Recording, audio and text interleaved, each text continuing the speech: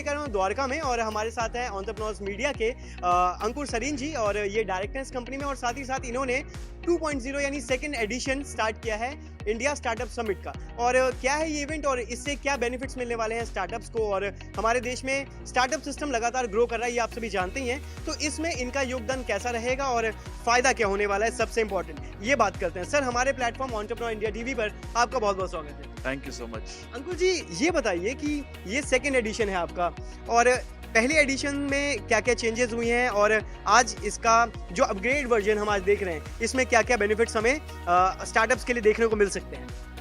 सो इसमें और पिछले इवेंट में जो फ़र्क है वो ये है कि स्केल बढ़ा हुआ है और डेफिनेटली एक्सेप्टेंस बढ़ी है, तभी स्केल बढ़ा हुआ है। सो फर्स्ट एडिशन में जितने लोग थे उससे ज़्यादा एग्जीबिटर्स हमारे साथ जुड़े हैं, उससे ज़्यादा ऑडियंस जुड़े हैं और उससे ज़्यादा लोगों को हम यहाँ पे फेलिसिटेट भी कर रहे हैं अवार्ड्स के थ्रू।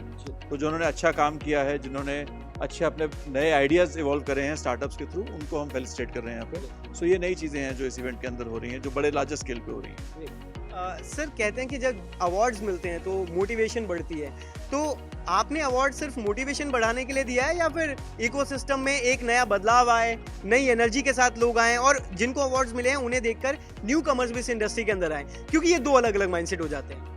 सो अवार्ड्स का हमारा प्रोसेस और कारण बहुत सिंपल था। कई अवार्ड्स होते हैं जिसमें मैं चुन लेता हूँ कि मैंने आपको अवार्ड देना है, ऐसा नहीं है। नॉमिनेशन करी, ओपन नॉमिनेशंस के थ्रू लोगों ने अपनी एंट्रीज भेजी, जिसको एक ज्यूरी पूल सिलेक्ट करती है और वो देखती है कि क्या ये जो एंट्री है ये वर्दी है उस पर्टिकुलर अवार्ड के लिए। तो कहीं ना कहीं ये जस्टिफिकेशन है, वैलिडेशन है उस पर्टिकुलर स्टार्टअप के लिए जो वो काम कर रहा है उसके लिए, और जो वो आज तक उसने अचीव किया है उसकी एकम्प्लिशमेंट है।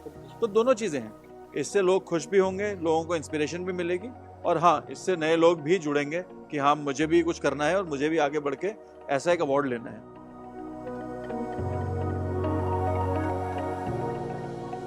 देखिए, इस टाइप के जो इवेंट्स हैं स्टार्टअप के, वो इंडिया इकोसिस्टम में बहुत ज़्यादा ज़रूरी हैं, क्योंकि हम लोग ऑनलाइन वर्चुअली तो काफ़ी तरह से जुड़े हुए हैं, बट ये जो फिज़िकल इवेंट्स होते हैं ये हमें हेल्प करते हैं फेस टू फेस एक दूसरे के साथ मिलने के लिए, एक दूसरे से जुड़ने के लिए, और आपकी हमारी जो नॉलेज है, जो हमारे एक्सपीरियंसेस हैं उनको शेयर करने के लिए।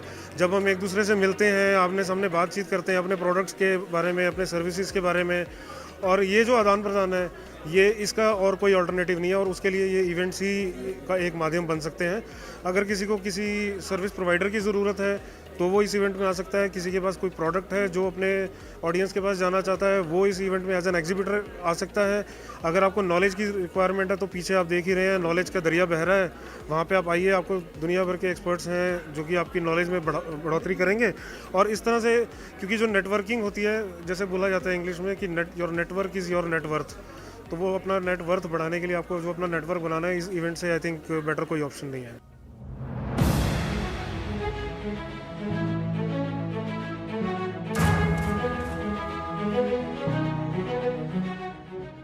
I guess a business which actually runs bases your networking skills, bases the network that you create while you go and meet different people at different events. So this is one of the events wherein you find a lot of people with with the eagerness to network more, create more business for themselves and also for others also. You will find investors here who are actually looking for more and more options to invest their wise and hard-earned money. So this is one of the platforms wherein you actually get what you needed, and networking is the foremost important thing that you get here, and because of this networking you definitely get more business. So I think that's the whole objective and agenda of coming here and organizing such events.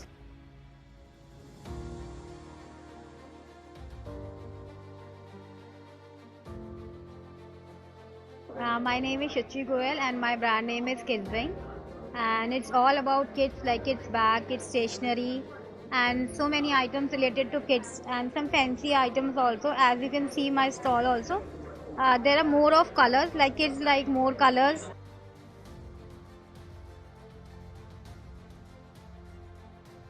मैं हेमंत गुप्ता और founder of new source. New source एक ऐसी organisation है जिसमें हम लोग startup को initial 4 कदम चलाने में मदद करते हैं, क्योंकि शुरू के स्टार्टअप के लिए 4 कदम चलना बड़ा मुश्किल काम होता है।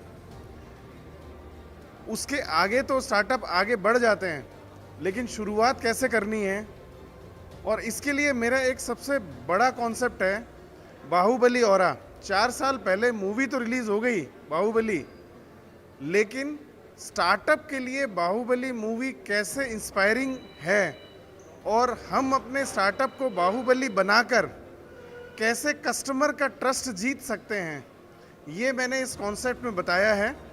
आप newsourcestartup.com पर जाकर इसकी पूरी डिटेल ले सकते हैं।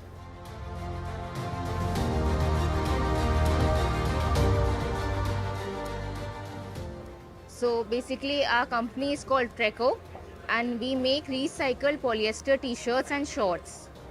तो हम लोग रिसाइकल पॉलिएस्टर क्या होता है पहले मैं थोड़ा सा आपको ये बता दूं। जो पेट बॉटल्स हम फेंक देते हैं, कचरा करते हैं, लैंडफिल्स हम भर देते हैं कचरों से, वो हम उठाते हैं और उसको हम फिर फैब्रिक और फाइबर में कन्वर्ट करके उसके टी शर्ट्स बनाते हैं। So basically we are a manufacturing unit who makes T shirts. That's it's done by a 15-year-old boy whose name is Divyansh and ये उसी का आइडिया था।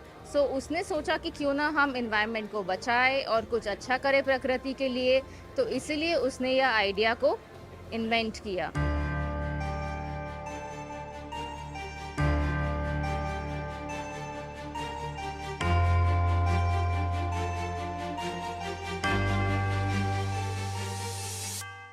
So we are SITA Aviation, SITA Immigration. So basically we are an aviation organization and study abroad organization.